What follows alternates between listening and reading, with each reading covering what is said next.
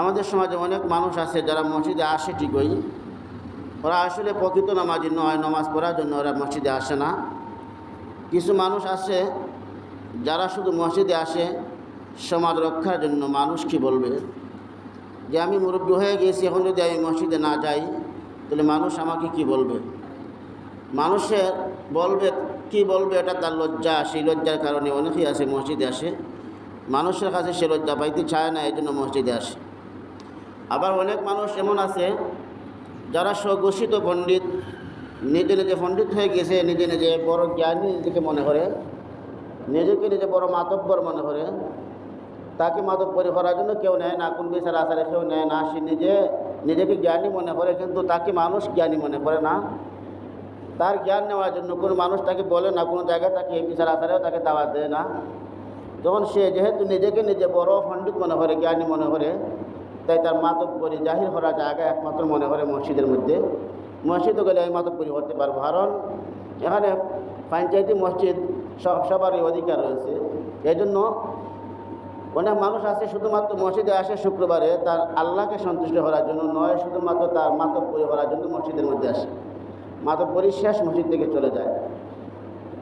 এমন মুসল্লিদের জন্য রাসূল করিম সাল্লাল্লাহু আলাইহি ওয়াসাল্লামকে রব্বুল আলামিন জানিয়ে দিয়েছেন ফাওয়াইলুল লিল মুসাল্লিন। এমন মুসল্লিদের জন্য ধ্বংস।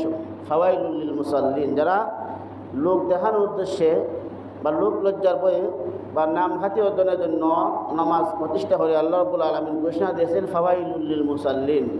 এই সমস্ত মুসল্লিদের জন্য ধ্বংস।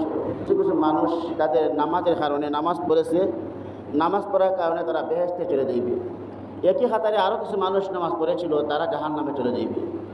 তখন নামাজি ব্যক্তিরা তাদেরকে জিজ্ঞাসা করবে, আমার ভাইয়েরা, এই মুসল্লিরা, তোমরা তো আমাদের সাথে নামাজ পড়তে, আমরা একই কাতারে নামাজ পড়তাম, একসাথে নামাজে যাইতাম, আমরা গেলাম বেহেশতে, তোমরা জাহান্নামে, তার কারণ কি? তোমরা কি করেছো? তোমাদের কি পাপ ছিল?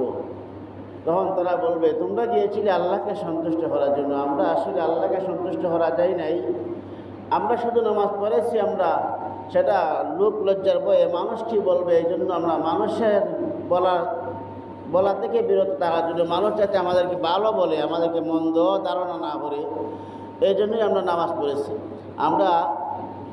মানুষ আমাদেরকে নামাজি বলবে, মানুষ আমাদেরকে মুসল্লি বলবে, মানুষ আমাদেরকে ভালো মানুষ বলবে, এই জন্য আমরা নামাজ পড়েছি। আমরা প্রকৃত নামাজি ছিলাম না, যে কারণে আল্লাহ রাব্বুল আলামিন তোমরাও নামাজ পড়েছো, আমরাও নামাজ পড়েছি, তোমাদেরকে আল্লাহ জান্নাত দিয়েছেন, আমাদেরকে আল্লাহ জাহান্নামে দিয়েছেন।